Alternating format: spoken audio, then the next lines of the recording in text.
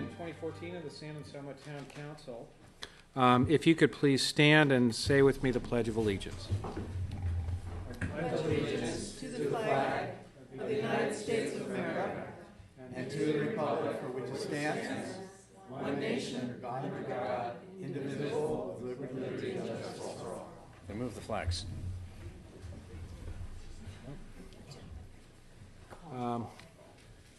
Okay, we'll move to, we had no closed session. We'll move to item 3, reorganization of the town council. It comes once a year, and this is a time when the council elects a mayor and a vice mayor for 2 one-year terms. What we'll do is we'll do that, then we'll take a 10-minute break, apparently for congratulations and refreshments. So, and then after that, we'll move on to the regular meeting agenda. So, with that, I will open it up. I'll call for nominations for mayor. I'd move for John Wright to be nominated. Second that. Okay, is there any other nominations? And I take public comment on these? Doesn't say that on the agenda. Okay, so is there any public comment on this nomination? Okay, seeing none. It's been moved and seconded to nominate John Wright mayor. All in favor signify by saying aye. Aye. Aye. Opposed? Congratulations, Mayor Wright. Now, for switching purposes, well, of course, we had 3 lawyers in a row. Do you want to have? Doug, do you want to move over or something? At the moment? Let's wait. Why don't you just sit in John's seat? Okay. Switch with me, and we'll see how this goes. So I'll move over here, move this, and I get to do the next one. Okay.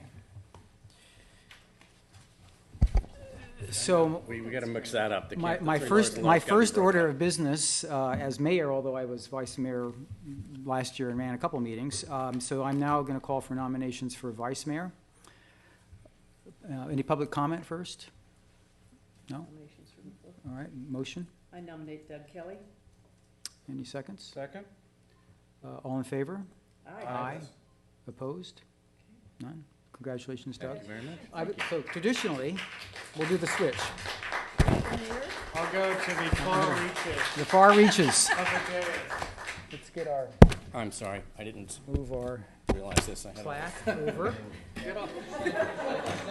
No, I'm keeping. Okay, all that stuff. Leave the Snickers. Get your groceries out from under. Okay. Now we have further rituals here. So there's a plaque. We have a plaque here. This you. On behalf of the town, I'm going to present the former mayor with a plaque honoring his service. Thank you. You can open it and read it if you want to. And more room in the corner.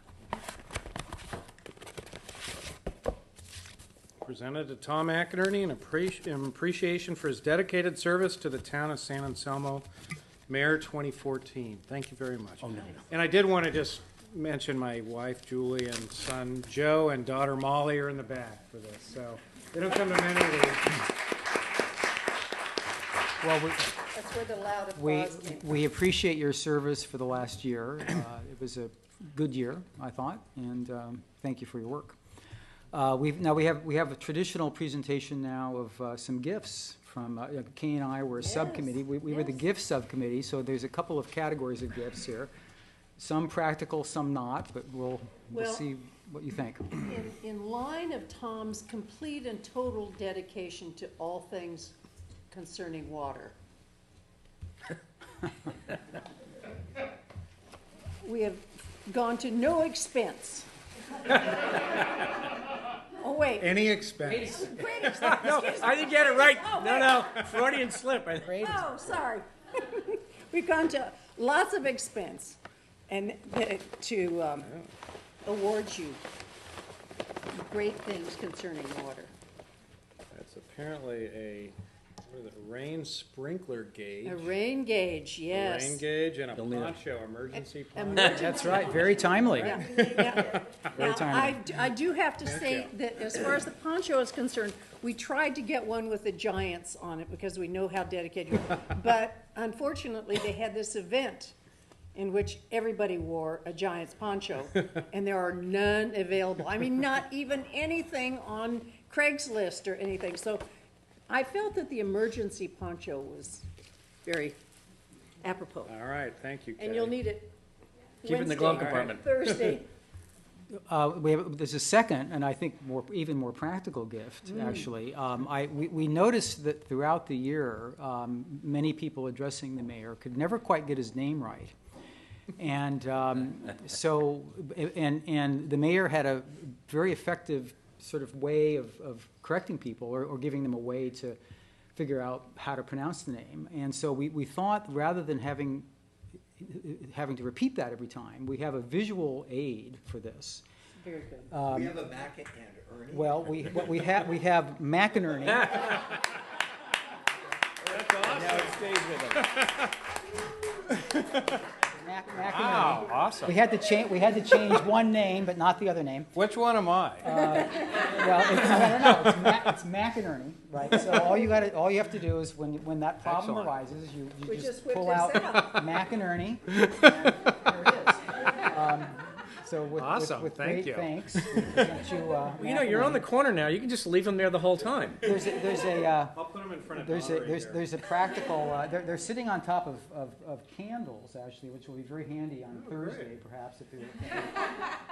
And I thank let me thank my staff member, Mrs. Wright, or Mrs. Wright, for helping on McInerney. All right. They're great. They're great. Good job. Thank you all. Other way around. That's Ernie and Mac. Now they're going to screw his name up. Hold on. Oh, wait, you have to put the whole thing on. No, they're very. There he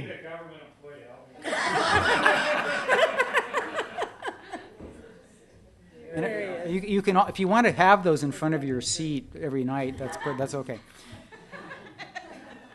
We could build a little shelf right there on the side. Okay, so we're going to take a break then for refreshments. Well, let me just thank you. All right. I'll be You really may. brief. Okay. I'm very touched. It's very emotional to see that game.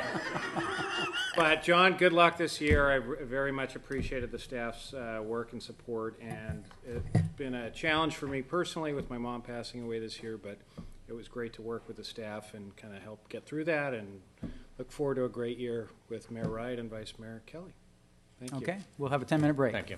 A little of that carpet, like cable hider at Home Depot, and we can just prop it there. Okay. Okay, so we're back. Before we get into the regular agenda, I just wanted to note that in case anyone's here for item 9, that the appellant and the parties involved in the Idalia Trail have agreed on a continuance of that item, so we're actually not going to be covering item 9, the Idalia Trail, if there's no objection here at the council. It's going to be continued to the second January meeting, which is the 27th, is that right? That's the plan at this point. Okay. We still have to firm it up with the applicant and the appellant. Okay, very good. Okay, so I'll move on to item 4, open time for public expression. Public is welcome to address the council at this time on matters not on the agenda that are within our jurisdiction.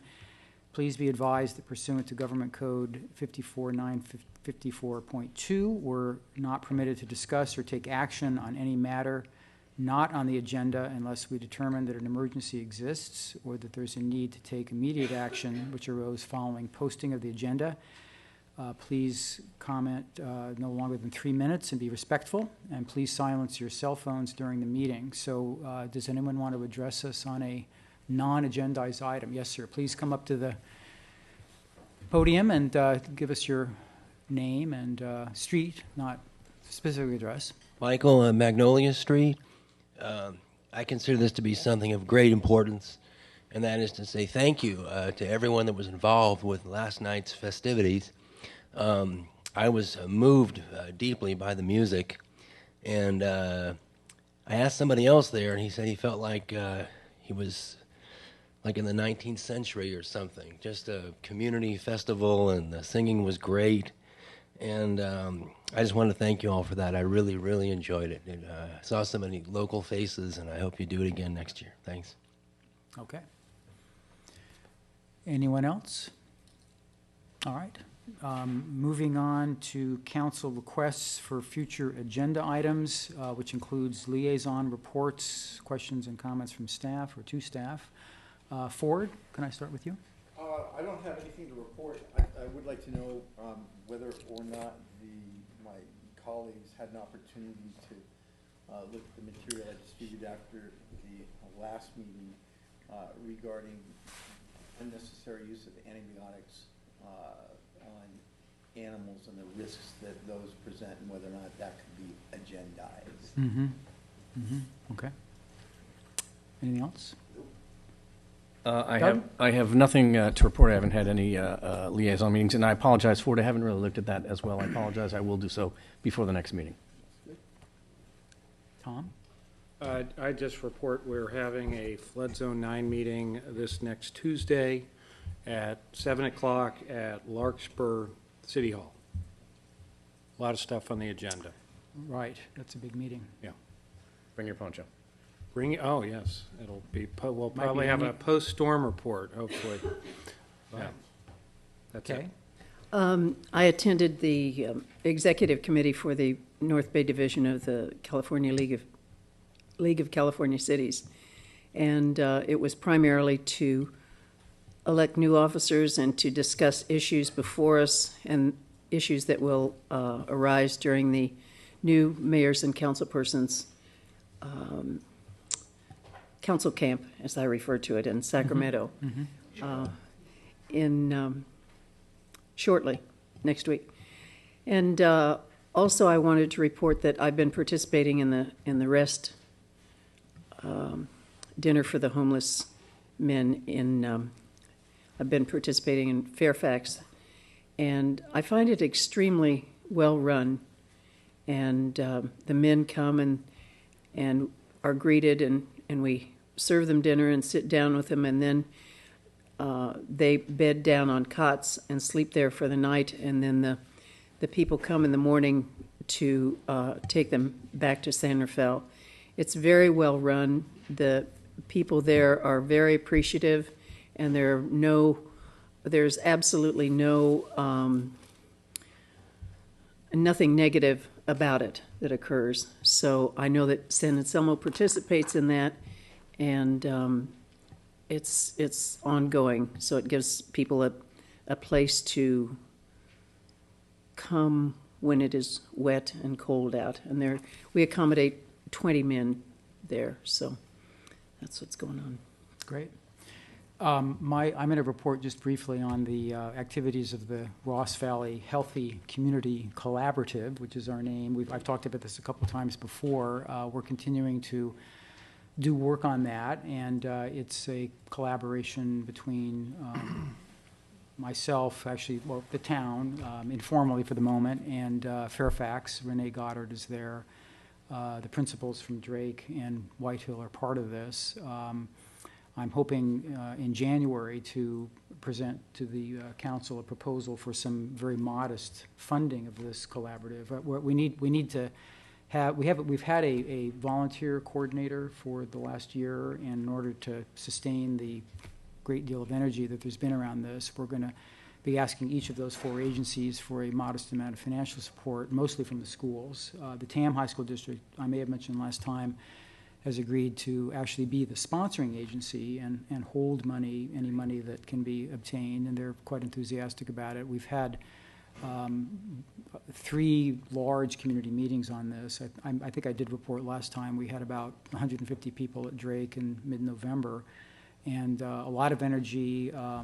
Twin Cities or Central Marin Police, very engaged. We had a meeting the other day with some people from Safeway about concerns about youth alcohol stealing, really theft at Safeway, although it's a bigger problem at CVS. And so there's going to be a big outreach to local liquor retailers to try to adopt some best practices to avoid that. So just a lot of energy around this. And I think with a small amount of support from the 4 agencies, we can really, get this going. This is all the other communities in Marin, have these coalitions. They have been, they are all grant funded from a county-administered grant, but the county tells us that that money is drying up, and the same people are competing for it, so they highly recommended that we, at least in the beginning, not go for grant money, which is scarce. From the county. From the county, right. And there may be other sources eventually, but we need to get at least a coordinator in place in order to move forward. More to come next month. Staff report at all, or staff comments on anything, Debbie? I actually have quite a few things. The first thing is, as I've said the last few meetings, we are videotaping. If everybody who speaks could be sure to speak directly into the mic. There have been some people that have been difficult to hear. So I just wanted to remind everybody who speaks to speak into the mic. On Saturday, December 13th, the Ross Valley Watershed will have an open house in front of the downtown fire station. It'll be from 8 until noon and will be held in conjunction with the annual Breakfast with Santa event. And at 9:30, we will unveil our high watermark program with a press conference that will be attended by Jared Huffman, Katie Rice, and Tom McInerney. Which one? You can bring them. And that will happen at 9:30. And then secondarily, I hope that everyone has heard by now that there is a big storm coming. The Community Services Director, Dave Donnery, and I participated today on a conference call with the Office of Emergency Services and all the other cities, towns, and special districts. And they are expecting the storm to come in tomorrow around 10 p.m. And between tomorrow at 10 p.m. and Thursday early afternoon, they're expecting between 4 and 6 inches. There was actually a conference call yesterday and then another one today. And then the guy from National Weather Service said he was even more confident with his prediction today than he was yesterday, expecting winds of 35 to 40 miles an hour sustained with gusts up to 60. And they compared it to the January 2008 storm, which we came very close to the creek coming over, yeah. So in response to the news of the storm coming, we have tried very hard to get the information out to our residents and merchants to let them know that a big storm is coming. We have sent 2 alerts via email to the newsletter list, which is about 2,500 people, one today and one yesterday. They're posted also on Facebook and Twitter. And today we hand-delivered notices to all the downtown merchants, letting them know that a storm is coming and that we're really recommending that they put their floodgates in when they leave Wednesday night. And we're going to do the same here. And now I'd like to turn it over to Sean Condry, the Public Works Director, to give you an update on our sand and sandbag situation and our upstaffing for the storm. Good evening, Mayor, Town Council. In preparation for the 2-day storm event that looks like is headed our way, crew and Public Works staff are doing storm patrol over the next 2 days. And we're going to do something a little bit different. We're going to have crew come out from 6 a.m. to 6 p.m. and then have a second shift from 6 p.m. to 6 a.m. And that'll go on for 2 days. The night shift will be only 2 guys, but in addition to that, we have tree companies that are on standby, ready to go. DC Electric is on standby for all street signals, along with Siemens. Ross Valley Sanitary District has actually offered us both their crew and equipment. Last Friday night, there was actually a big storm drain problem in the middle of the night, and they called me up, and I went out there, and I was getting ready to call a contractor. And they actually stepped in with all their equipment and all their crew and helped us clean out a storm drain that was inundating the hub. And they've offered us during the storms that they will help us do that too. They have everything we need, so it's great. Working with them has been awesome, so I'd like to thank them for that. The floodgates, as Debbie said, we'll probably install about 90% of them tomorrow, leaving a few entries open into Town Hall. Just so everything's ready. Let's see. I think that's pretty much it, except for the sandbags. In the last 24 hours, we've gone through about 3,000 sandbags. We have been putting sandbags out there every few hours, about 1,000 at a time. We have been putting sand out there. I went out there about 5:30. We put a load of sand, and I came back at 6:45 right before this meeting, and the sand was already gone. So another load was coming. It was like 10 minutes away. So we're going to keep an eye on the sand. We've been doing double loads of sand. We've gone through probably 40 or 50 yards of sand in the last 24 hours. We're getting another 20 to 40 yards of sand coming to the yard tomorrow, and then bringing more sand out. So it's going a lot faster than we anticipated. I asked one of the crew who's been here for 25 years. He said the last time he saw this much sand leaving that pile was in 1995. So we have been on top of it. It's just moving really fast. There's a lot of residents out Is there. Ross also doing that? I think Ross is giving out sand. I know Larkspur and Corte Madera. I'm not sure about Ross. I don't think San Fairfax is. So San Rafael probably is. I don't know. But we're getting a lot of response. I think a great job by Debbie and the town getting the message out, because there's a lot of people. There was a line at like 5 o'clock to get sand. So I think we're as ready as we can be. Both crew and staff will be out there around the clock watching for problems. Usually it's everything from clogged storm drains to falling trees. We'll have crew up in the hills looking when it starts getting more saturated for landslides and things like that. There's still an awful lot of leaves out, I noticed. The leaves, and that's a good question. So we actually have the street sweeper is coming for an extra shift out to do sweeping. The guys are out today raking up leaves again on San Anselmo Avenue. It's been hard to keep up with them. They're dropping so fast. We've got lots out in the Barber Tract because of all the elm trees and all that, so there's quite a few out there. Yeah, we're getting them back out here. And what we do, though, is we pick critical reaches. So we know, like, Bolinas Avenue has problems. Other streets like that have problems, so we try to hit those first because that's where all the water goes to. And Sean, I know you can't predict this, but do you have thoughts, or has the county given any insight into what, with this anticipated amount of rainstorm and with the level of saturation that we have now, how saturated is the ground, and if we get 4 to 6 inches in a fairly short amount of time, is this likely to hit a flood stage? I think and there's two types of floods I'm going to talk about. So there's localized flooding. If we get 4 to 6 inches in a short amount of time, I think we could have definitely localized flooding, which is anything from San Anselmo Avenue, Bolinas, Morningside area. If we get enough rain, I think under 12 hours or so, we could have some bigger problems with flooding, with regional flooding. We are saturated. If you go to the parks, if you go anywhere, you can see the ground, the water's ponding everywhere. We have very shallow soils, so there is a chance if we get a strong enough rainstorm in, anywhere from in 1 hour to 12-hour period, we could have problems. Any other questions? Other questions? Yeah, Doug? Not of Sean, but of Dave. Don't we have a community advisory meeting Thursday night? And is that wise to cancel that?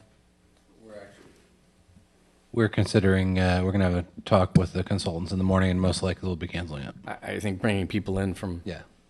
Yeah, it's wise. We've canceled all our public works meetings on Thursday, too. So, okay. We have Sean. an MTA meeting scheduled in Corte Madera. Have you heard at all that it's being canceled? I have not. Okay. Okay. Debbie, anything else? No, that's it. Okay, Thank thanks. you. So we'll move to the consent agenda. We've got 3 items. I'm going to open it up to public comment on any of the items on the consent agenda. Any public comment on A, B, or C? Okay. Council requests to pull any item? None? Okay. I move approval. Second. All right, a motion to approve items 6A through C. All in favor? Aye. Yes. Opposed? None? That's approved. Okay, so we have, Linda, is this from you, the Library Parcel Tax Oversight Committee, or other representatives?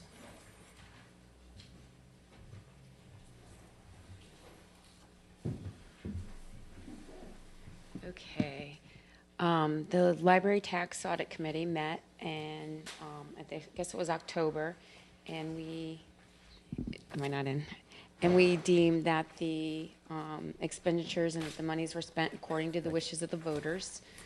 Could I stop you just 1 second? So could you just say your name and what you're doing? Because it's all recorded in video, and Okay. people might not know that. I'm Marcy Callett, and I'm on the Library Audit Tax Committee.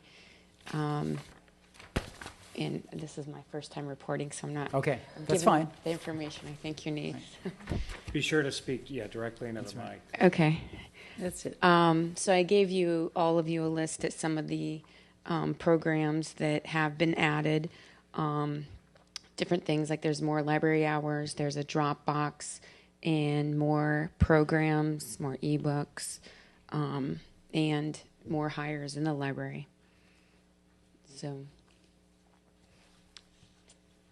that's. Questions? I wanted to compliment the library. My wife and I attended the opera singing the other day, which was absolutely fantastic. Yeah, it was And great. There's some wonderful events going on at the library now, and I think it's great that you're doing more, Linda. I'm sure you're involved in this, but that was a fantastic event. Well, they're just overseeing the tax I know that. money. I know that. Any questions from the council? Looks good to me. Yeah, I good job. think it looks very good. I'm impressed with 483 at French Storytime. I'd like to see maybe Spanish Storytime too as well, might be. Is that's over what A year. period of time is that? How long is that over? At the last year, it's been. So 25 sessions. 25 sessions and 483 people for total. the- In here? So over That's what? probably what 6 period of months or a time? year, maybe. Oh, those are Every other the week. three I have. Cumulative, okay, Yeah. Yeah, okay, okay. that's great. And is the library, are there further financial needs right now with the library, or is it, do you think it's doing, with the parcel tax and the general fund support, are you pretty happy with the level of support? It's wonderful. We're Yeah. doing well right now. Thank you. And we'll be gearing up for the big celebration of the centennial. I'm told I might have to wear some costume from the day, right? So We have a couple right over there. we'll have to Mine. start to work on that I now. can earn actually, it. probably. All right, no other questions? Any public questions on the library parcel tax? Yes, Thank you. yes, sir, we do have one. Yes. Yeah, come on up. Come up to the mic here so we can hear you. I was curious if any of the parcel tax money would go toward upgrading the computers that are available to the public. It seems to me that when I go to Fairfax or I go to Corte Madera, their computers work at what I'd call a normal speed. When I come to San Anselmo, although I know they just upgraded the system in some way, the computers sometimes move pretty slow. And, so I was hoping that could be addressed. Okay. Thank you. Linda, do you want to respond? That is correct. The bandwidth was just increased, but our hardware is behind, and we actually just got a quote from Marin IT, our vendor, to replace our public computers, so that is in the works. Very timely. Any other public questions or comments? Okay, thank you for that presentation. All right, that brings us to the report from Moss, Levy, and Hartzheim on the annual audit of the town. Daria? Thank you. This item concerns the annual independent audit report for the fiscal year ending June 30th, 2014. Derek Rampone, the audit manager with Moss, Levy, and Hartzheim, is here to present the report to the council. At an earlier meeting, the unaudited actuals were presented, and there were no adjustments to that. So Derek will present the report. Okay. All right. Good evening, Mr. Mayor, members of the Town Council. My name is Derek Rampone. I'm the audit manager, as Daria stated, from Moss, Levy, and Hartzheim, and I was the lead auditor on your engagement this year. We've actually issued 3 reports. One is the basic financial statements, the audited financial statements. The other is a management report, which you'll be receiving after this meeting. And the third one is a GAN limit review report. I'm going to be speaking about the basic financial statements. It's the 82-page report. Yep. But I'm going to just point out a couple of pages to bring to your attention. If you have any questions, please let me know. A little bit of background information when we're out here. We do spend 2 weeks at the town, overall, about 3 people, 3 auditors, going around to different departments, as well as verifying various account balances. So we test transactions, whether it be receipts, or disbursements, payroll, to verify that wage rates are in accordance with MOUs and agreements, and proper documentation is on file. We've had complete cooperation with town staff, which is always great, so I like to report that if that's the case. That's not always the case at every audit we do, so Daria and every staff did a great job in providing us all the information we requested and had no pushback or issues to report. If you'll turn to page 2 of the audited financial statements, this is probably one of the most important pages, only in that it is our audit opinion. It's at the top of the page, page 2, and we gave a unmodified opinion is what it's called now, which means that our opinion does not need to be changed. The numbers that are stated in this report are fairly presented, and we have no large changes to be made. So it's good. It's a clean opinion. It's the best opinion possible. It's the one you want. So that's on page 2. Page 17 is the general fund's balance sheet. Okay, this is another very important page in that it shows how healthy the general fund is. If you look towards the bottom under fund balances, you see an unassigned fund balance of almost $1 million. That moved in a positive direction this year, and we want to keep seeing it move in a positive direction. I would say ultimately that number, we'd like to get it to basically double that, to be around the 2 million stage, in accordance with GFOA and CSMFO recommendations. So that's on page 17. If you're That's the 974. Yes, correct. 359, right. The unassigned fund balance. So definitely positive. It increased from prior year.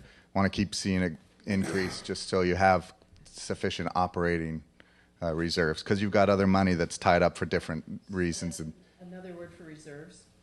it's available for ongoing operations. So I wouldn't call, I mean, you could call it reserves, I guess, but reserves is usually for a specific purpose. This is more available to continue. If you don't take in another dollar, let's say, you could basically run for a little while off that million. So then unassigned is a synonym for unearmarked? Correct. Yeah. Page 58 is the budget versus actual for your general fund. This shows how your general fund did in comparison to the original and final budgets.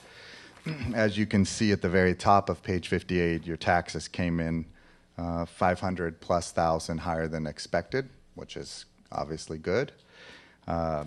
And overall, your net change in fund balance towards the bottom was a positive 442,000, and which was actually better than expected by almost 600,000, 500,000 ahead of the budget.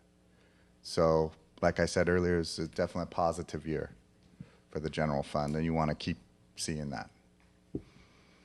All right. That's pretty much all of my presentation. If you have any questions, I'll be happy to answer them. Let me take council questions, and then in case there's any public questions, council members, any questions? Just on page 59, the schedule of revenues, expenditures, and changes in road maintenance in the negative a little bit. And I realize that the new tax is not in. Is that right, Daria?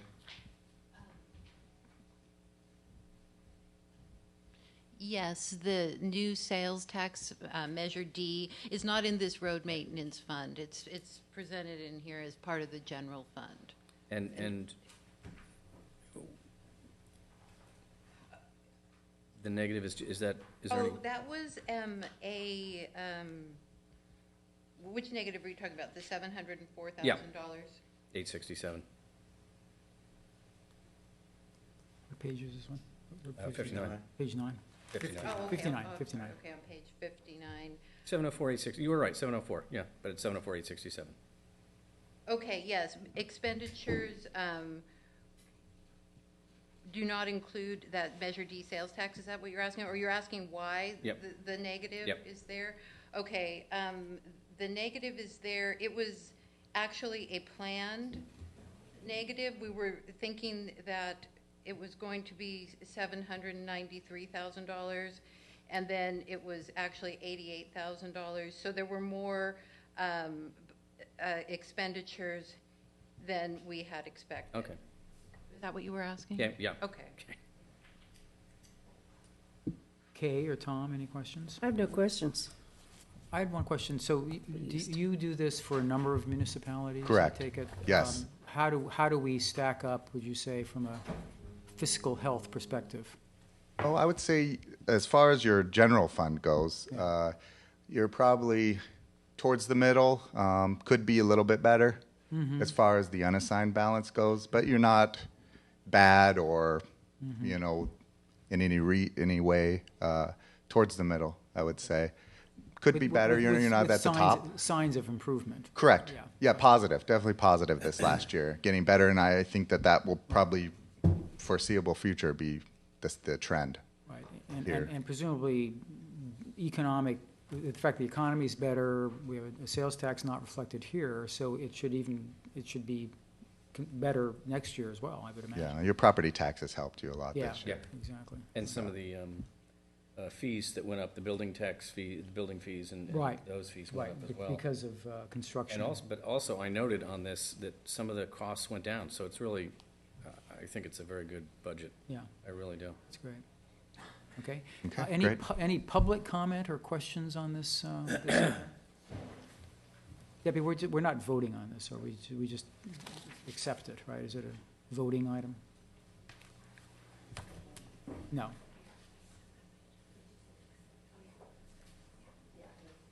No vote. No vote. Okay. Questions answered. No public questions. We'll go to the next item. Thank you very much. Thank you. Okay, so item 9, as we mentioned, is continued until probably the second January meeting. Can I Yes. add something on 9 now? Sure. And when we bring it back, Sean, would you mind, as part of like an updated staff report, since I think most or if not all of us met with residents over there, there were a number of questions I got regarding the liability of or responsibility of residents along the trail or that had the trail going through their yards or whatever for maintaining them, and how that works from a practical standpoint. Like one in particular, not the gentleman, the family at the bottom, but one that's along it. I got a long voicemail yesterday asking how does that work, and I can talk to you about that, but I think it would be useful for the public to know kind of how that works. I'll be ready to answer that. Yeah, and that wasn't really explained, and I think that was my main question. I did a ton of research this past Sunday, so the staff report's probably going to be about twice I had the some size. questions as well, but I'll ask you later and ask you for a staff. Thank you. Okay. Okay. That, I think, brings us to item 10, introduction and first reading or waiving the first reading of the ordinance regarding the housing element and ordinances, I should say, because there are 4. So, Diane? Thank you. The item before you this evening is to consider 4 ordinances that are related to updating our housing element. As you're aware, on November 13th of 2012, the town adopted a housing element that was for the years 2007 to 2014. That process took the town nearly 4 years to develop the housing element and get it approved through the state. It was a very cumbersome process. Since that time, the state has recognized that the process needs to be improved. And in fact, they've adopted new guidelines that allow for a streamlined process. But in order to qualify for a streamlined process, you have to do certain things, including adopt 4 ordinances, which are before you tonight. And I'll explain those in greater detail in a moment. If in fact that we aren't eligible for a streamlined process, we would be required to update our housing element every 4 years instead of every 8 years. So the housing element is a mandated part of our general plan. The general plan's the blueprint for the town. It has many elements, but the housing element is rather peculiar in that it's subject to the greatest regulation and review. We actually have to submit it to the state and have them sign off on it, and it has to have certain things in it. In light of the fact that we're interested in having a streamlined review, which means that the state would only look at the new portions, the updated portions of our housing element, and would leave intact what they approved a couple years ago. We have, in August, you approved an agenda item that actually provided funding to hire a housing consultant, Christine O'Rourke, who's sitting here, to help us prepare the housing element. The first step in that, you'll recall that Christine did a PowerPoint for you about a month ago, going through the process and indicating that there were four ordinances that need to be approved in order to be considered for the streamlined process. And that's what's before you this evening. These four ordinances were heard last Monday, a week ago, by the Planning Commission on December 1st, and they recommended that you adopt the ordinances after holding public hearings on them. The ordinances pertain to four areas related to housing. The first is transitional and supportive housing. The second ordinance deals with reasonable accommodation. The third ordinance deals with density bonuses. And finally, the fourth ordinance deals with emergency shelters. With regard to transitional and supportive housing is housing that is designed for people that have that are of low income and have at least one disability, and these are referred to as a target group. The state actually defines transitional housing and target group, and whether you adopt this ordinance or any of these ordinances tonight, we're already required by state law to meet them. All four of these rules before you are already in state law, and the town is obligated to adhere to them. However, in order to get this streamlined process, we need to put them in our own codes. So the transitional and supportive housing ordinance on the books already at the state says that you must treat housing for this targeted group, which is individuals, low-income individuals with one or more disabilities, the same as you would treat other housing. For example, these are people that are in programs coming out of perhaps following drug rehab or alcohol or other situations where they have temporary housing and they may be living in like a sober house. Those types of facilities have to be treated the same under our zoning as any other residential use. They're residential use, they're treated the same as other residential uses. So in the case of our code, transitional and supportive housing would be allowed outright in any residential district and would be allowed by use permit in any commercial district, just the same as housing is allowed in our code. The second ordinance before you this evening is for reasonable accommodation, and that is for persons with disabilities. As you're aware, federal and state laws protect people with disabilities and require that jobs and housing that they are not discriminated against with regards to jobs and housing. So our reasonable accommodation ordinance, again, this is already state law, so we're bound by it already, but this would put it in our local ordinance. Says that we have to make accommodations within housing if there is a person with a handicap who needs special accommodation. That might be something like allowing somebody to build a ramp on a house that wouldn't otherwise be allowed, that maybe encroaches into a setback or something to that effect that would allow then a disabled person to get into that house. There's very specific requirements about it, about the definition of persons with disabilities, and also that the improvements have to be removed then when that particular person ceases to live at that address. So that's reasonable accommodation. The third is density bonus. Density bonus relates to how many units you can build on a property. And we haven't dealt with this much in San Anselmo just because we don't have large parcels of property available for development. But properties have limits as to how many units you can put on a site. And the density bonus is a law already on the books with the state that has a sliding scale that dictates that if you are providing housing for people of very low or low income, they can get additional, you can get additional density based on the units you provide. And it's somewhat of a complicated mathematical equation. It's very clear in the code, but the details of it go on at length. I can tell you that for the town of San Anselmo in our last round, our 2007 to 2014 housing element, we are required to show that we can provide 113 new units of housing. There's not a requirement that you build it, but you must show that you have the zoning available to accommodate that. In our next round, which will be 2015 to 2023, which is the housing element we'll be bringing to you next month, our number's been lowered somewhat. It's 106 units. Of those 106 units, it's actually broken down by income level. We have a target of providing 33 units to people of very low income. Very low income is a person who makes less than 50% of the county median income.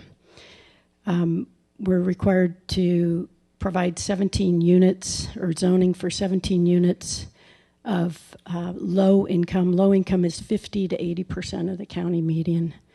19 units of moderate income housing, which is 80 to 120% of the county median.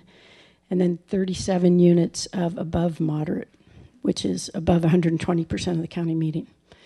So I'm telling you that because it's a complicated schedule. We have taken exactly what the state has in their code, and we're adopting that.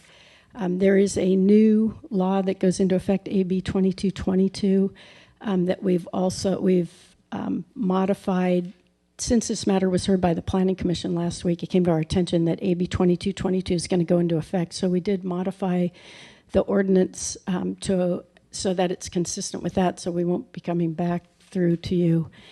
And what that says essentially is it keeps, if you were to take a property that had affordable housing on it now and tear that down and redevelop it and want to build new housing, you can't get credit for the affordable units and credit for the new units. You can't double dip. So it requires the developer to provide us information on the number of units, the rent people have paid for the last 5 years.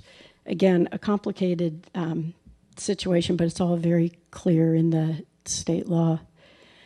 Finally, the fourth ordinance relates to emergency shelters. You may recall a couple years ago that when you did the housing element, we had a hearing specifically to talk about zoning for emergency shelters. State law, again, mandates this, that we have to provide zones where an emergency shelter can be built without any discretionary permits. At that time, the council held hearings and put into the housing element that we would adopt an ordinance that allows emergency shelters in the C3, which is our general commercial, essentially the lower end of San Anselmo Avenue and Sir Francis Red Hill and Greenfield, and CL, which is a limited area of limited commercial right around the hub, and PF, which is our public facility zone, only where such parcels are within a quarter mile of a transit stop.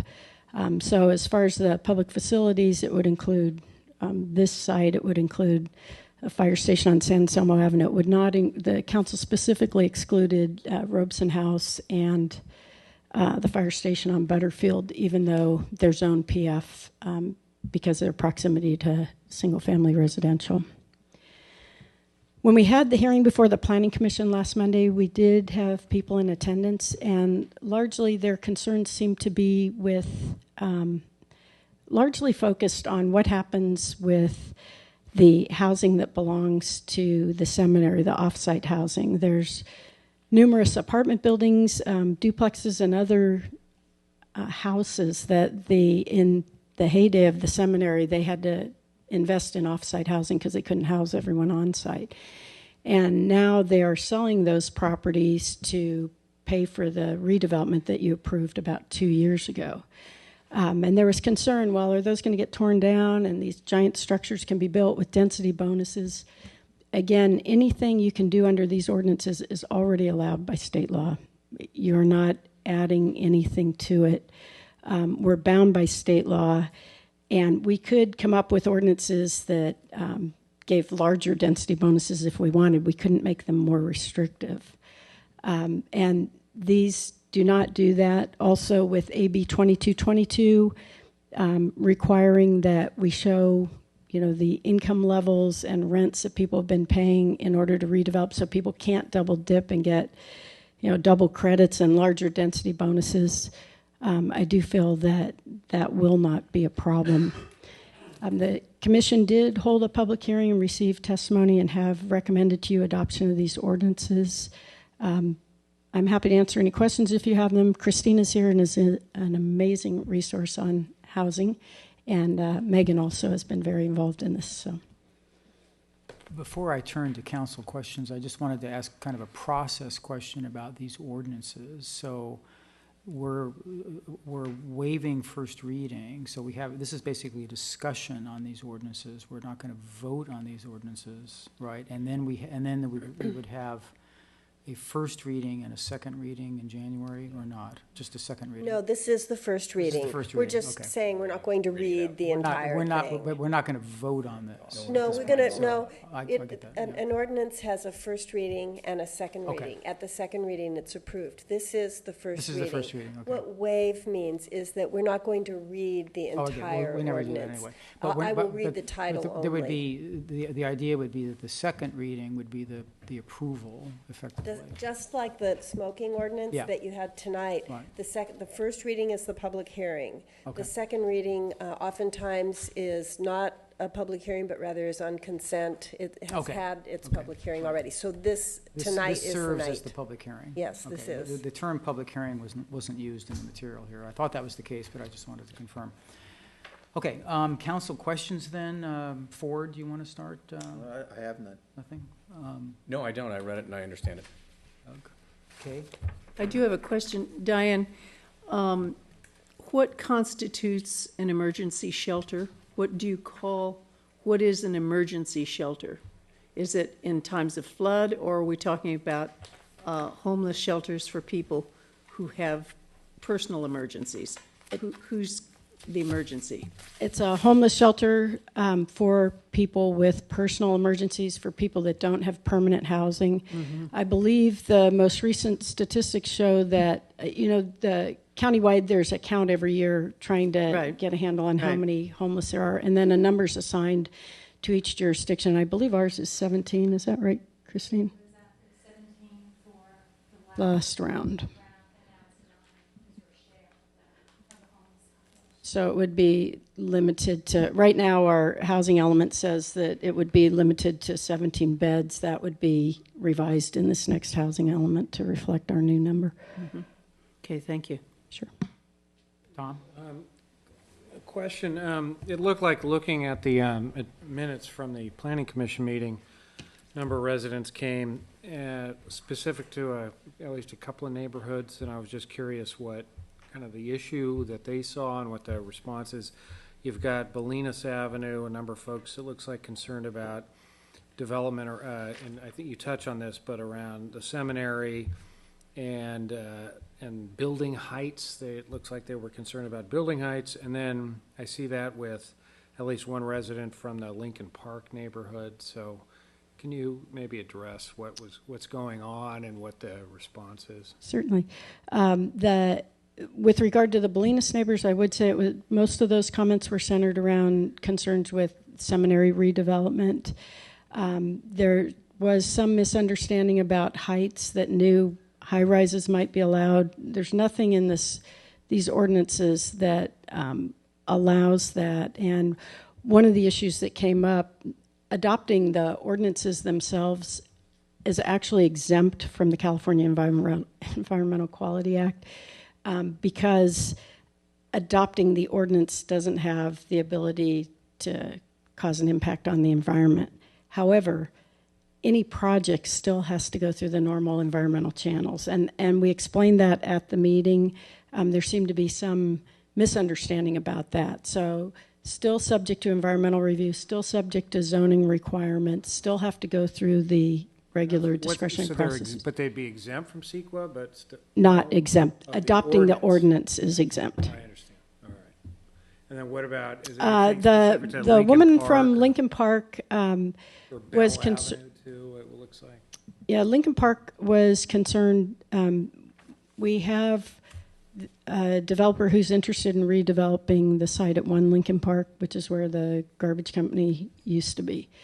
And she was concerned potentially about development there. And she also indicated, as I recall, that she felt that second units should be promoted as a reasonable way to provide additional affordable housing. Anything else, Tom? No. So, but just to confirm then, so none of this affects anything about height, setbacks, Any of our codes. design review, all of that still applies. It doesn't waive any of our codes. You still have to go through the normal processes. And so really, so density bonus is really only allowing more units on the site, but not in any larger building. But the size limits would still exist. Still subject to the discretionary All the parking- review all the parking requirements process. would still Correct. be Now, under state law, you can request a waiver of requirements, Yeah. but you have to go through the process as part of that. So public hearing, Right. and they'd have to show the reasons for that. But that would be discretionary in Correct. any event, right? So there's no, so it's really, and it's all dictated by state law in any event. That's correct. Right, okay. Any public comment or questions on this proposal? Come on up and whatever order you like, and just state your name and the street you're on. Hi, Alexandra Kirk, and I live on Belenis Avenue. I was one of the people that attended the Planning Commission's meeting last week, and one of the things that was brought up and is of a significant concern is what happens with all of this increase. What is the town going to do to ameliorate the increased traffic problems? I know that I've lived in the county since 1987. I used to be able to commute to the city in 45 minutes. It now takes 2 hours each way because the freeways, the 101 is like a parking lot.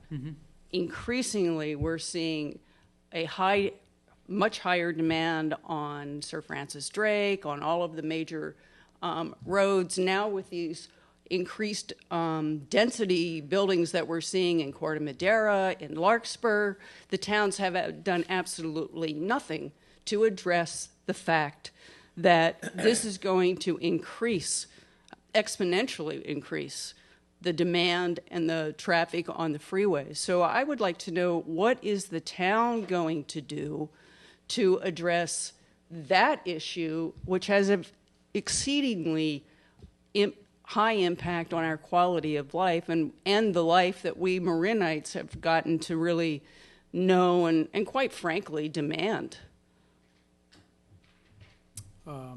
Okay, Diane, do you want to say anything about that? No, you're the mayor, you have to answer that. I'm happy to do that. I mean, what I was going to say was that I'd say that's that's a very general issue that it's not. There's a pretty limited connection to this. I mean, the density bonus is a state mandate. So, I mean, partly it's a state problem, right? Because the state is telling us we need to adopt these ordinances that allow, in theory, for more units on a particular piece of property. We're not approving a particular project here. And in fact, that sort of issue, an environmental impact statement for a particular project would address traffic, right? So in an individual case-by-case situation in this town, if you had a big project that would come in, which I would argue is pretty unlikely in San Anselmo, but if you did, you would address that on a case-by-case basis. That'd be my answer. And the other thing is that Ford sits on a committee. We all sit on county committees of all the cities coming together, and everybody is aware of the problem, and everybody's trying to figure out that it's. We know that it's the one big problem that everyone faces in Marin, but it doesn't have a real fast fix. I mean, you can't just drop the border and say that's it, nobody else comes in. But you have to. But what we're being forced to do in all of our meetings that we all go to outside of this room is to sit down and discuss and talk to the state and bug the state and bother the state and discuss it among ourselves and try and figure out what the solutions are going to be. Because yes, clearly, there have to be some solutions, but it's not a fast, would you agree with that, Ford? From where you sit on your Larkspur Green Break, Would I agree with the fact that that there's no fast solution? there's not a fast solution about it. Actually, what my opinion is that I think there should be a lot more pushback from local municipalities and less acquiescence to mandates that are housing mandates that are handed down by the state through ABAG and through Sure. MTC. So my view is different. If I may? Go ahead. A couple of things. I agree with Ford on that 100%, and that's exactly what we're doing on our ABAG subcommittee. Each town has assigned a person, even Corte Madera, which is pulled out of ABAG, and we are meeting with ABAG and pushing back. A couple of things I want to say. First off, these mandates don't anticipate any building, and so there is no building planned with them. Secondly, what I find alarming is Senate Bill 743, which precludes traffic congestion and parking problems from being considered as part of a CEQA process for transit-centered housing, which is not exactly San Anselmo, more along 101, but they're actually going the opposite direction. So we are pushing back. But one of the things I said a long time ago is you have to work within the system.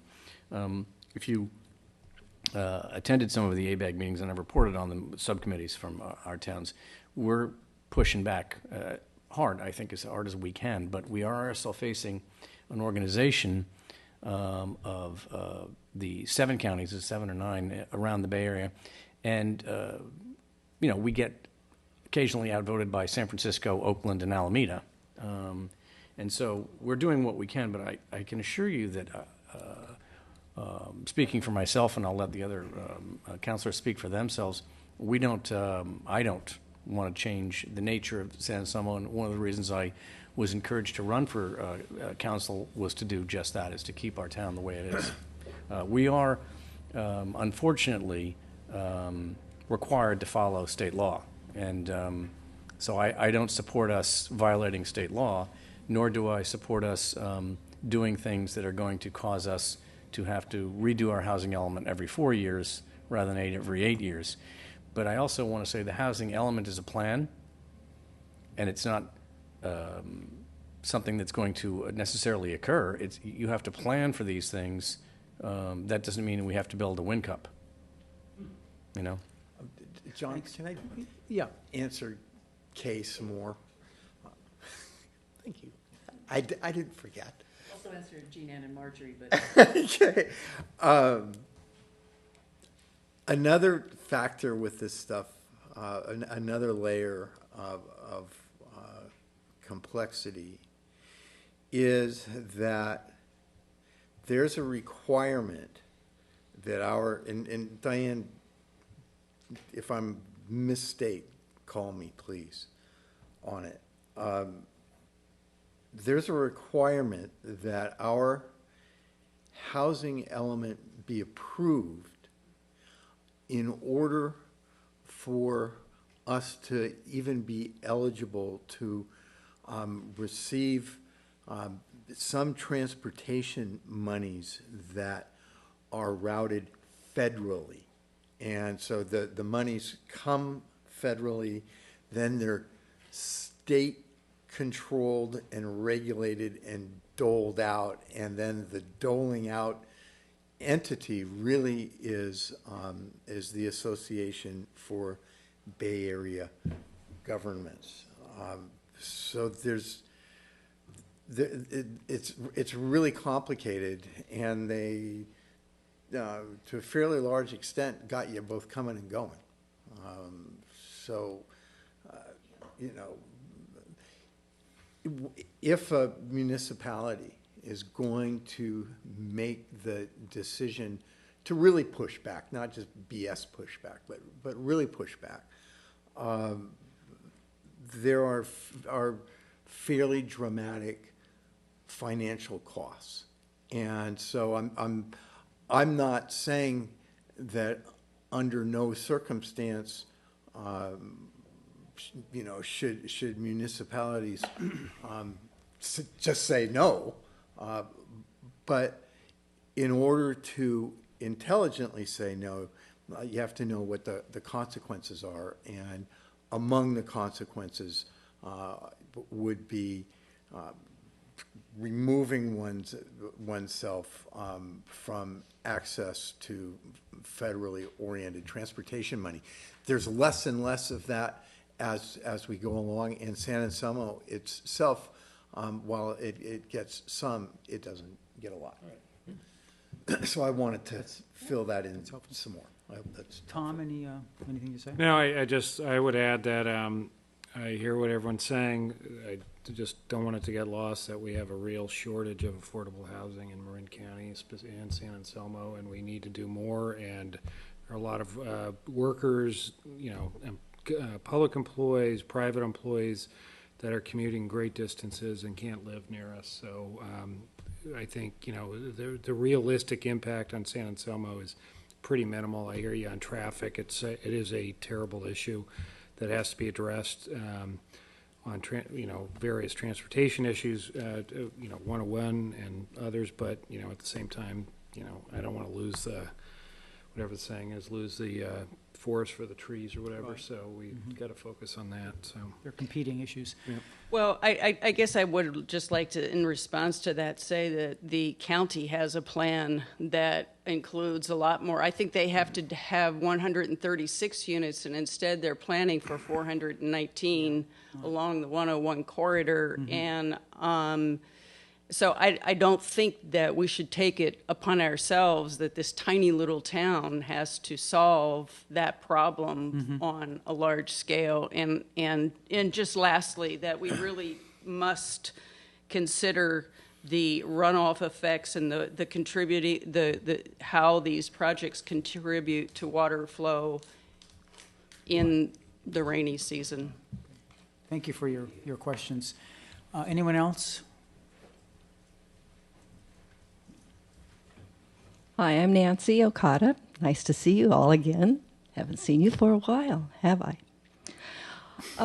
I went to a completely different planning commission meeting last week. There wasn't a single person in that audience who spoke in favor of passing these streamlining ordinances. In fact, they were very upset about them, and they really don't want them passed. And they don't see the hurry for them. And I don't see the hurry for them either, because apparently under state law, we're already covered, and you don't need to pass these things. Now, my understanding also is that, well, there are a couple of different things.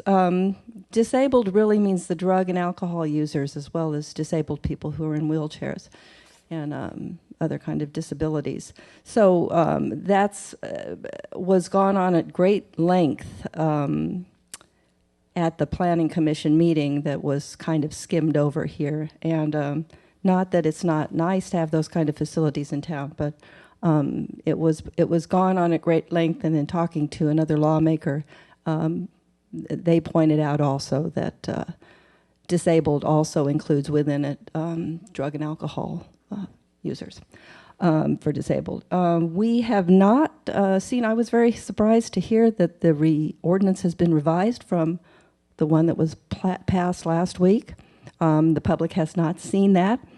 In fact, the public knows very little about these ordinances, and I was only alerted to them a few days before the Planning Commission meeting, and I knew nothing about them either. I know that streamlining CEQA is a trend. I know that it usually is done during months when the public really isn't awake, and that it probably will bring some money to the town. I don't know how much money the town is planning on reaping from streamlining CEQA, this ordinance.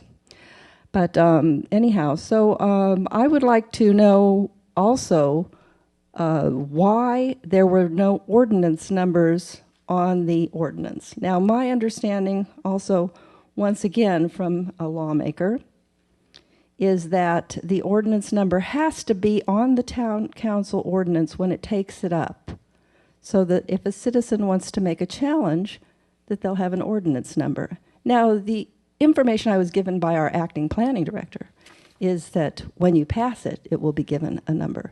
So perhaps the city attorney is here, or Megan, you could explain that, because that doesn't really make any sense. It seems to me that, for instance, laws go to the Congress and to the state legislature, and they all have a number on them when they're entered.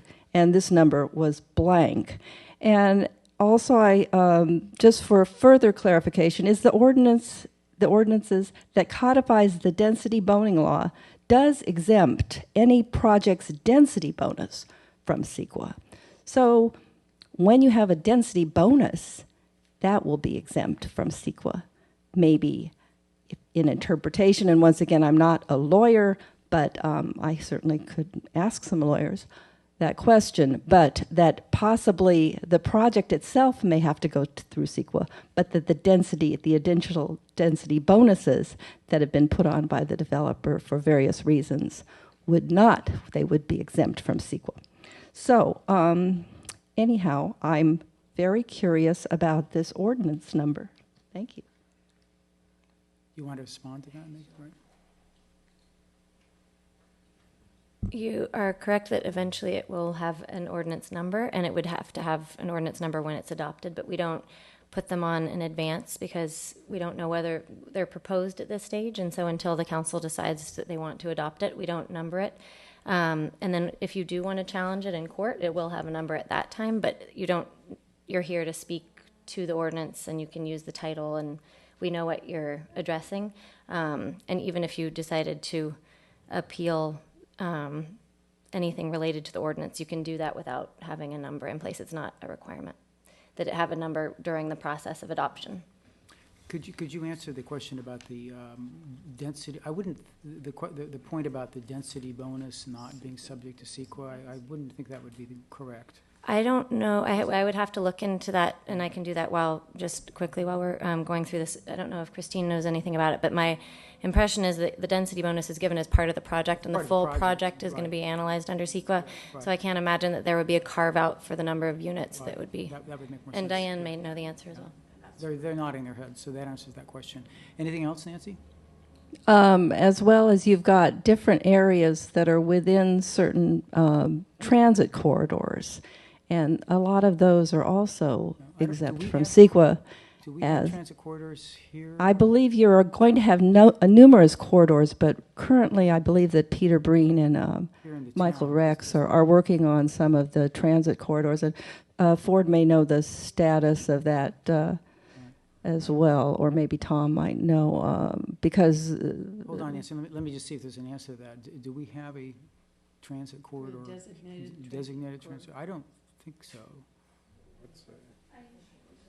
That's a count. Not yet. Not yet. Okay, but well, that's a different issue, Nancy, at a different time. I think. No, it's kind of a backwards issue, because what will happen is that transit corridor that will be created along Center Boulevard for the trolley, as well as the transit corridor down here that then will turn into a roundabout at Bolinas, will then be exempt within probably a quarter mile of all building.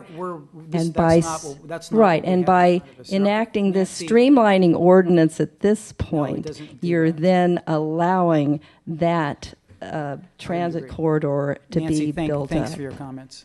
Thank you very much. I appreciate all your hard work on these things, and I really don't see the necessity to push through this very quickly. Okay. I don't understand exactly when you're going to approve it. Tonight's the public hearing, and then I guess it will be on the consent agenda on what, December 20? On January 15th? I understood there was a deadline at the end of December. No, end of January. Okay. End of January. Okay, so January 15th. January 13th. 13th, and it will then at that time be assigned an ordinance number? Yes. Yes, and it will be on the consent agenda or will be on the regular agenda? It'll, what's the plan, Debbie? It'll be on the consent agenda, Probably probably. consent. Second readings are usually on the consent agenda. Once it is approved, it will be given a number. And that will be the next day or that night? And may I clarify something? Yeah, any council member can request something to be taken off consent, and I think typically. And can a member of the public also ask that? The practice, I think, has been. In the often- past? They can request, it doesn't mean it's going to happen. Yeah, right. Okay, because in the past, members of the public could ask that they be taken off. Okay, well. For discussion. I think that's for the council to decide. Okay, you changed the rules since I was last here, but that's There's okay. public comment on. It's fine. There is public comment on the consent agenda, so as a practical matter, whether it's, even if it's on consent, members of the public can say whatever they want. So, Right. So the public input on consent is really the same degree as would occur if it's not on consent. So Well- there's no difference in that regard.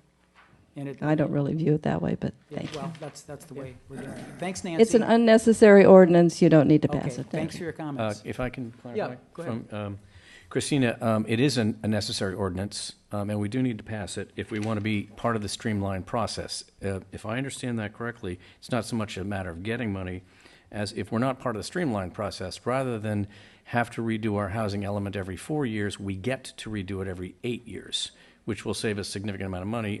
Is that correct? So if we're part of the streamlined process and we get approved for that by the state, which we have a timeline to do that, and we have to accept these ordinances to do that, then we only have to redo our housing element once every 8 years. Once every If 8 we're years. not part of the streamlined process, we'll have to continue to do this every 4 years. Is that correct?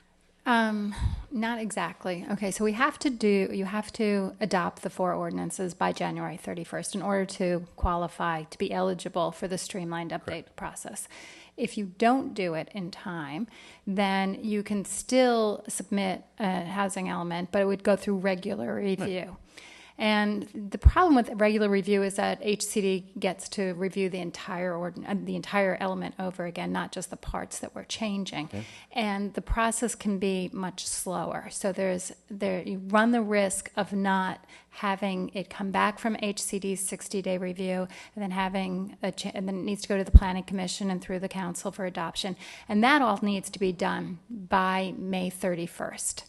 So if you don't adopt by May 31st, then you have to adopt a housing element every 4 years. Okay.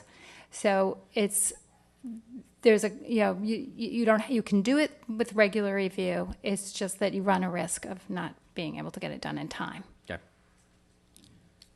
Any other comments or questions? Oh, go ahead. Come on up. Thank you. My name is Mark Lee, and I'm a resident of Greenfield Avenue. I come before you tonight to request that you reject the proposals to amend the San Anselmo Municipal Code zoning ordinance Title 10. I believe that this is bad public policy because fundamentally what we'll be potentially introducing is higher density, but also, for instance, there was a question about the emergency housing. Those 17 people that are potentially going to be in this town could potentially be drug and alcohol addicted people. They could be trans people with criminal histories. There's no screening for people in emergency shelters, quite frankly. I also have a concern because if we were to introduce an emergency shelter into the town, would we then be taking them from San Rafael, like they're doing now in Fairfax, I believe, and then traveling and driving them over to homeless shelter here and then driving them back? That makes no sense in terms of greenhouse gas emissions. That just and people are concerned about that. So why we want to increase greenhouse gas emissions through a process of building emergency shelters potentially in this town? The other concern that I had was I just wanted to understand a little bit more about the housing element consultant process, how the consultant was hired. Was it a no-bid contract? Was it, is the consultant paid for by the county, by the town of San Anselmo, or a combination of the two? What are the billable hour rates that the consultant is charging this particular town? The reason I ask that is because I'm concerned because when I look at the housing element consultant's LinkedIn website, it states that she has a significant client relationship with Marin Climate and Energy Partnership, the town of St. Helena, the town of Ross, the town of San Anselmo, the city of Mill Valley, the city of Novato, the city of Belvedere, the city of Larkspur, and the county of Marin, and also, and this is what concerns me the most, the Marin Workforce Housing Trust. Now, the Marin Workforce Housing Trust, I realize that the Marin County was formed as a not-for-profit, but they were formed fundamentally by people in the subsidized housing industry, for-profit developers in that industry. So I'm wondering if the consultant is doing consulting for them, which her LinkedIn website indicates. Is there not potential for, or lack of potential for, impartial guidance? In other words, is there a potential for, well, conflict of interest, quite frankly? Because the better or the more business, the more development, the more affordable housing or subsidized housing development that the Workforce Housing Trust provides through its loan programs, the more potential business a housing element consultant or any consultant that's hired by them would have. And I'm just concerned that there's a potential conflict of interest. And I wanted to know if that was addressed by the city when they actually hired the consultant, if that was screened or waived or whatever. Thank you. Well, a couple of points. First of all, with respect to the emergency shelter, the ordinance on that is, as I understand it, simply following the state mandate. I mean, this is not an ordinance that is. We're not building an emergency shelter. We're simply creating the zoning situation so as to allow emergency shelters to be built if someone were to come forward to do that. The town is not itself building a shelter, so I don't. And I because the numbers are so small and the activity around homelessness, which is quite active right now in the county, and quite a few efforts underway, I think from a geographical perspective is largely focused on San Rafael and Novato. So I don't personally see the adoption of that ordinance as having any impact whatsoever on what happens with homeless people. I don't know what other folks think here. With respect to the consultant, I reject the implication of a conflict of interest. I think to the contrary, I think the reason this consultant was hired and in fact had been used before by the town before my time was because she's extraordinarily qualified and represents a variety of municipalities. So I think the idea that there's a conflict of interest simply because you have all those different clients that represent a variety of interests is just absolutely wrong. So I completely reject that. I think, and this was an item on one of our agendas. It might have been a meeting I wasn't here. The hiring of the consultant was fully discussed at a public meeting in the fall. So I don't agree with any of your comments actually. So any council members want to say anything? And I would just like to do a little explanation about the situation in Fairfax. That is part of what is called the REST movement. And there are churches throughout the county. San Anselmo First Presbyterian is also participating in the REST program. Synagogues and churches throughout the county during the rainy season are opening their gyms or their community rooms for homeless people to come. The women go to the community health center in San Rafael. So that's a separate issue from what is happening here. So I just wanted to clarify that. And if you have any further questions about it, you can see me after because I can tell you about it. Other council comments on this point? Are there any other public comments on this issue? I'd make one comment on what we just heard. Homelessness goes on across this country, and homeless people come from every town and community. And there are people from San Anselmo who are homeless. We have an obligation, as do every community, to serve the homeless population. And I think we should do that. Anything else on that? I think that's the end. We're not voting on this, right? Yeah, so we are. Don't have, Oh, yes, we are. I'm sorry. I got confused by the waiver part. This is the first hearing, so I was confused by the waiver part. Yeah. I get it. the Okay, entire so thing. we are, So I will read the title only the once title. you do Getting used to it, thank you. an ordinance. So we would need a motion. Yeah, give me a break. Yeah, we would need a motion for. School board, it was always very clear, voting or not voting, and here it's all very vague, so, go ahead. That doesn't matter, right?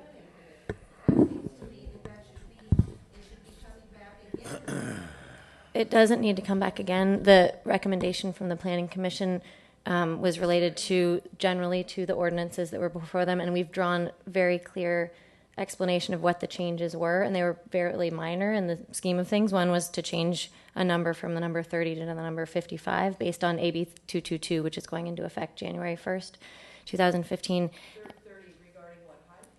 The number of years that an affordable unit will remain an affordable unit. The other thing that we added, which is just it's dictated by state law and would be part of that, even if we didn't adopt that language as the change to the ordinance that is before the council, is that there is now a requirement that affordability of the existing population, basically of an apartment building, be given to the town for review as part of an application for a density bonus. Those, again, are part of state law, and this is just our sort of procedural mechanism to get them in at the town level. And I'd also like to add that this was discussed beyond, you had alluded to the fact that the council was not, was sort of trying to slip this in, and actually when we brought this to the council in August, and then when Christine brought this to, did a presentation for the council and for the public, it was well advertised that these were the 4 ordinances that were going to be dealt with. And it's part of our housing element. It's not been hidden. Right, and the fact is that this is a fully noticed public meeting tonight with things posted and in our normal course. So we're at the point then where we can, I can entertain a motion. I want to discuss it. Oh, I'm sorry. That's right, because we had public comment and there's discussion. I'm sorry. I mean, that's okay. Please. No, go ahead. You can do the motion first. No, so long that's as fine. there's some We'll get to that. So, discussion. and bring it back to the council discussion forward. Please go ahead. I have some big picture issues with this entire process. And my starting point is that the difficulty I have is being on the receiving end of top-down legislation. And how it's playing out here is that the state says, okay, town, you have to have a housing element, and you have to renew and revise and update your housing element every 4 years. And so now we're being put in the position of the state saying, well, town, it might be costing you a lot of time and heartburn and money to do that process, so we're going to streamline it for you. It's going to be cheaper. You can pay less. But there's a price tag that's attached to paying less, and that price tag is, in colloquial terms, greasing the skids for more density. And I have a real problem with that, because there's an awful lot of momentum or pressure to abide by the status quo and to adopt incremental intrusions on local control. And there would be lots of ways to rationalize doing that here, such as, well, we don't really have any homeless people. There's probably not ever going to be a homeless shelter here in San Anselmo. It's not very likely that there's no places really for there to be development, and so the density bonus of providing affordable housing and the payoff is you get to have more market rate housing. That's probably not going to happen here. Those kinds of arguments can be made, but I think they really beg the issue. And there's a point where I think, as a local municipality, we should at least think about, if not just say no. So, can I just ask? Can I ask the town council, Megan? My understanding is that whether we did this or not, these state laws still apply. Right? Yes. So, isn't Ford's point here is, I think, sort of a philosophical, if not rhetorical one, because you can make those statements, but the fact is, whether we did this or not, if a developer came in and wanted to do a project and met the density bonus requirements by statute, he or she would still be able to do it. So this is a rhetorical point, with all due respect for it, because I think the fact is that if we don't do the streamlined process, we're going to incur more time and expense at the staff level. And so my point is that, as a practical matter, it doesn't really matter, because the things that you're worried about not trying to prevent, we can't stop them. Can I? Well, see, am I wrong about that? I understand, You're making John, a that's rhetorical point here. not really, because that would be true if it weren't challenged. And well, that would be the true sort if of it challenge that you would so- propose is I would suspect, a more dramatic challenge, where you just say, well, we're not going to comply with this at all, and then you would incur all the other consequences behind that. That certainly would be the less proactive way. There's another way, if I may. Hold on. Well, let me finish. The more proactive way, of course, which is the way that statutes are always tested, is through litigation. Now, I'm not suggesting. Well, that we should take litigation. I'm not suggesting that, but that's an option, and that's a choice.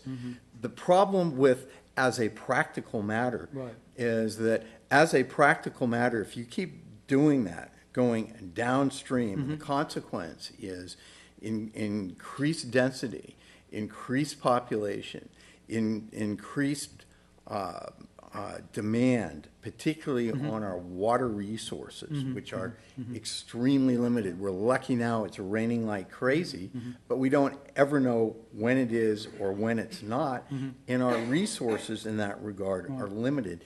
And everybody seems to conveniently ignore that and think that, there's just always going to be enough water. So, no, I disagree with your minimizing my objection as being rhetorical. I don't think it is rhetorical. Ultimately, it's practical, because ultimately what I'm looking at is the interrelationship between water infrastructure and housing density.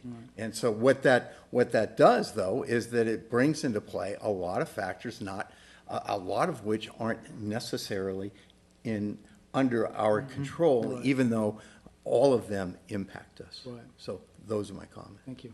Doug? Yeah, thank you very much. And this is something I've actually been working on, Ford. I don't disagree with your views on this, but what I would suggest is that practical is to work within the system and to attack the problem from where it's emanating. And that is from ABAG and MTC and One Bay Area Plan. You were kind enough to come to one of the Marin County subcommittee, ABAG subcommittee meetings. What we've been doing is drawing up a list of things that, and ABAG representatives have come, of objections to ABAG, to their annual meeting, and to the way the organization is run, of which there were a lot of objections, many of which were mine. One of the objections I made was that ABAG doesn't use real numbers and have invented a growth pattern that doesn't exist and can be proved doesn't exist. It is a fact that over the last 40 years, the population of San Anselmo has decreased 1.49%, and that the annual reports of the IRS indicate that most of the counties in the Marin, Northern California area are either flat or losing population, and therefore that the ABAG numbers of 17% growth in jobs and population is inaccurate. That's where we should focus our energies, I think, Ford, is working with the other communities And we have tremendous support on these issues from representatives of ABAG from the other communities, and that's new. That has not been going on. I think it's some of us new council members were kind of all on this issue. And I'm not opposed to growth, and I agree with the fact that we have a need for some more affordable housing in our communities. But I do object to ABAG, a top-down organization, unelected, issuing numbers of 17% growth rate that absolutely have no basis in fact, and in fact can be proved by, I carry the Constitution, and according to the Constitution, we apportion our Congress and our taxes according to the census that's gathered every 10 years. And if you look at the census figures for California and for Marin over the last 10 years, we haven't got a 17% growth rate. So what I would suggest we do is work within the system and work with our communities to address the ABAG issue. Okay. Do other council members want to make any remarks? No? We're here to discuss the 4 ordinances. And we're held by state law on these 4 ordinances. If we pass these 4 ordinances before the end of January, then we don't have to deal with this again for a long time. We're bound by it, by the state, and so that's why we're here. Okay. I'd move approval of all 4. So we will need to have a separate ordinance, a separate motion for each ordinance. I'll move approval of the first one. Second that. All in favor? We have to have a roll call vote. Is this roll call? No. So a motion to approve the ordinance regarding, you want to read it? Go ahead, Debbie. No, I got it.